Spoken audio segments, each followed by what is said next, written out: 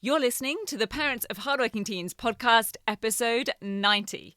Why your teen might sometimes choose to not really bother trying on a task, not because they are lazy or unmotivated, but because they might just be lacking some confidence, or because it might feel like the safer option emotionally than trying and possibly failing. And another way we can potentially look at this instead.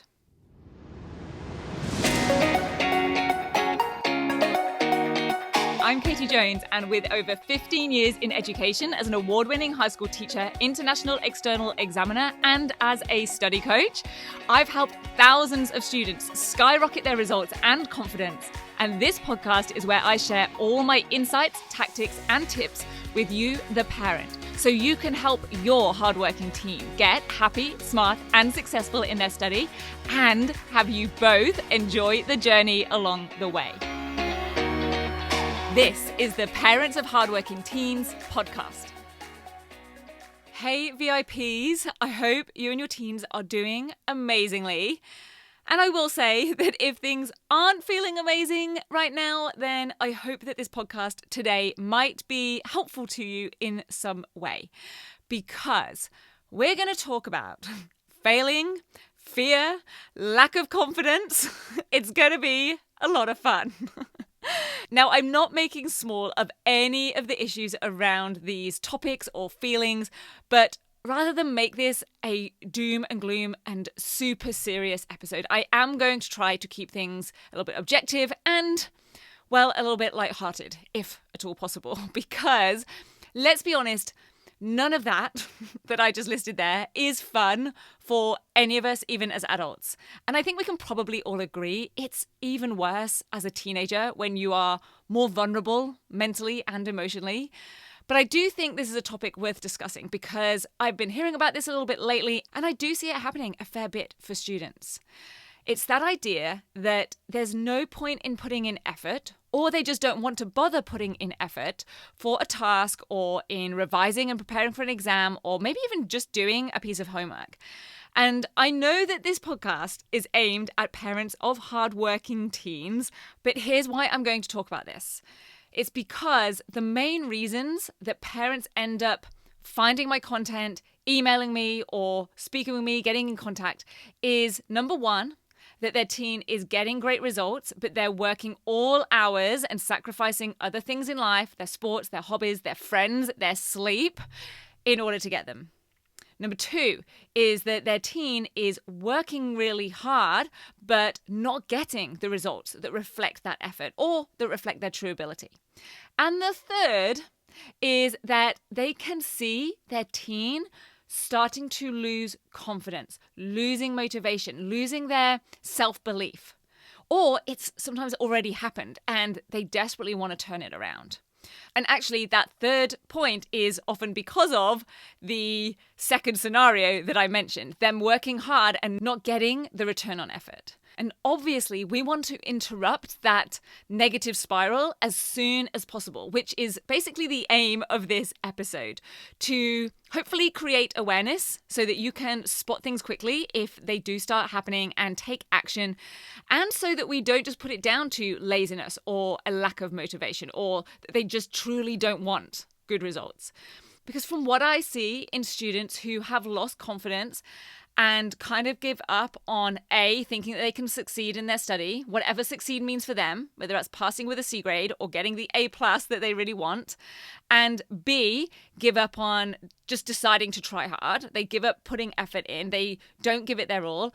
It's usually because in times before, previously, when they have put in effort, they've either felt some sort of disappointment or worse, some sort of shame or humiliation or embarrassment about the outcome.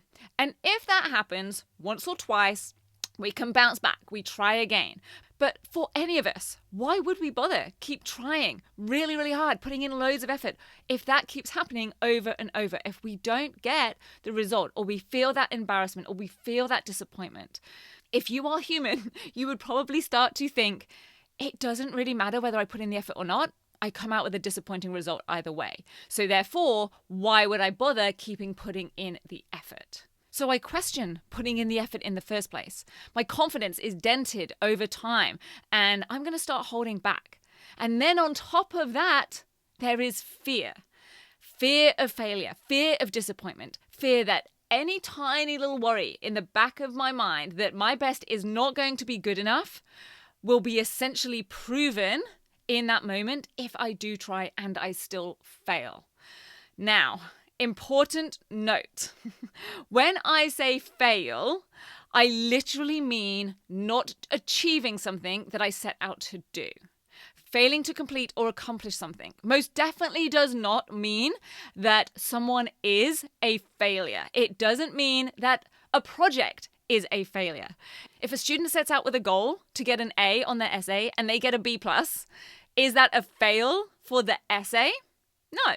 Had they technically, objectively failed to achieve their specific goal or desired outcome, then objectively, yes. And that is all I mean by using the word fail. Of course, I totally get that fail is a highly charged and emotive word. And in terms of study, there's a whole nother layer to that. We have the concept that failing is getting a D or below and a C is a pass. But then there are also students who feel like they failed even if they get a B or a C if they were aiming for or normally work at an A grade. So I know there is a lot wrapped up in this, and I want to be clear, I am not a psychologist, I am not a therapist or a counselor or anything like that. So when I talk about failing in this episode, or to be honest, anywhere that I might use that word fail, I mean it in the most literal sense. Not achieving what we set out to do, or not achieving the desired outcome. So getting back to that, we know that when that happens, or if that happens, it does not feel good. So it is no wonder that your teen might be doing whatever helps them avoid those terrible feelings, those emotions. And the easiest way, quite honestly, to avoid that is to not set the goal, to not try to achieve the result or the outcome in the first place. Which raises the question, is it better to fail if we put in our very best, but know then that our best wasn't actually good enough? Or is it better to not put in much effort and not get the outcome, but know that it wasn't that you couldn't, or it wasn't because your best wasn't good enough? You didn't fail, technically.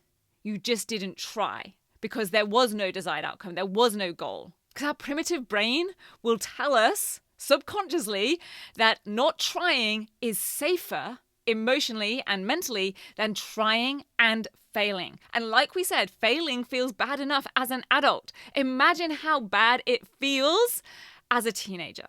You might not have to imagine.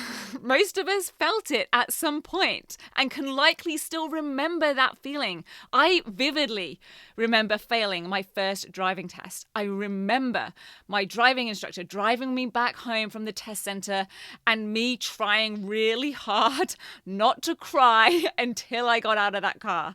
And then immediately I did burst into tears. And that was without any extra layers of shame or guilt or worry that maybe I just would never be good enough to drive. It was just a massive disappointment.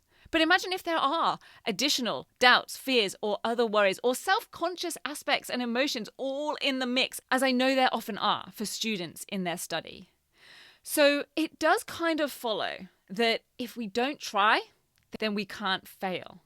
But if you really think about it, that's not totally true. Because really, when you don't set a goal or you don't try for something, you're simply failing ahead. You're guaranteeing failure. Because by not trying or not attempting the thing or not doing the actions or the things that are required to achieve it, you are literally creating the outcome of not achieving it. It's a little bit like when they say that not making a decision is still a decision. Not trying is still failing. It's just failing ahead of time. You're still failing to achieve the result or the outcome. It has not been achieved. Now, of course, we could argue, and I have definitely thought this myself at times with things, for sure, that it is worse to try but still fail because you have invested something, you've put in time or money or effort or some other resource into something, into trying to achieve something. And that feels worse than to invested nothing and not have the outcome. It's almost like you haven't lost anything. So I totally get this, believe me. And I really have looked into and thought about this and taken on people's experiences and teachings over the years as I have considered this for myself. And here's the thing. There are things that have happened, ways that we've developed, or things that we have learned along the way during the process of trying to do something. And we've hopefully gotten some feedback on that effort, either explicit feedback from a teacher on your teen's assignment or exam, or feedback in the moment on what we are doing that will help us going forwards. And this is why it is so important to evaluate on any outcome, the good outcomes and the bad or the less than hoped for outcomes, so that we truly are, as the phrase goes, winning or learning. And ideally, if we can win and learn, that's gold because it isn't literally the same outcome of a failure. The two are not the same because it isn't the same outcome of a failure if we have tried and failed versus if we haven't even tried. There is an opportunity to learn from or take something away from something. It is very difficult to learn from or get takeaways from nothing. If there's no effort, no action, and no results, there is nothing to take away from that. But the feedback, the learning, those takeaways only happen if your teen is willing to critique and evaluate their work. The best way is to get detailed feedback from their teacher or whoever marked their work. Or if they're a 10-week program student or a next level member, they can bring it to a coaching call and I will dissect it with them. Or at the very least, you and they could try to figure it out together. And if you want help with that, you can check out episode 35 of this podcast. I will link it in the show notes. It's called Questions That Create Success. It's all about asking how and why. And a plea from me, please come to me in some way, shape or form if you cannot figure it out. If you don't know exactly where and why they did or didn't get certain marks and how they could do it next time, whether that is getting marks they didn't get next time or how they can continue to get great marks next time. But at a very basic level, I will share this. A low grade or result, whatever that is for your teen, usually means one of two things. They either didn't know the content, so we need to work on how they can learn and revise and understand the subject content better, or they knew the content, but they did not put it across in the way that the question asked and or the way the mark scheme required. So then we need to work on their skills of application. And to be clear, all of these are skills that can be learned and honed, just like learning to drive. And yes, some of us will pick it up faster or more easily. It will just click. And some of us will pass our test the first time, and some of us, me, will pass it the second time, and some of us, one of my old friends in England, will pass it maybe the fourth time. But everyone can do it. What we don't want is for a fail to be a self-imposed fail. A nothing. Nothing happened, nothing to learn, nothing to springboard from. And I do understand that risk, if you want to put it that way, the risk of putting in time and effort to not have it pay off. Your teen is putting in time that could be spent on other things that are perhaps more fun for them or perhaps yield a more positive outcome.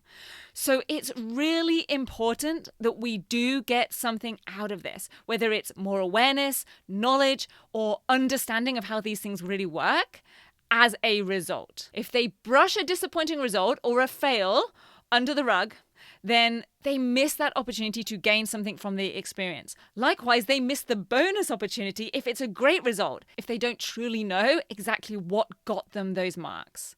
And I know that, especially if it's a disappointing result, this can feel painful.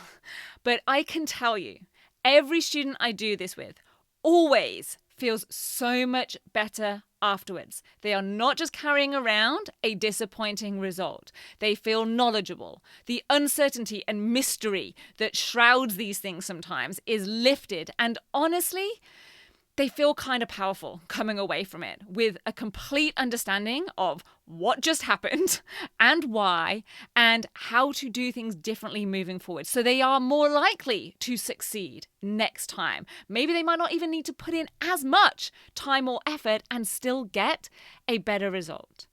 Because when we don't even try, we not only fail ahead of time, we also guarantee that we'll learn nothing.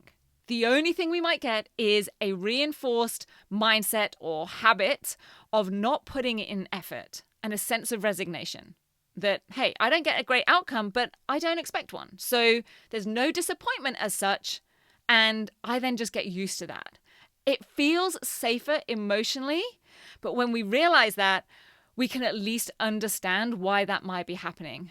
Which is why I want to help as many students as possible gain the understanding, the skills, and the strategies that they need without them necessarily having to figure it out from fails along the way.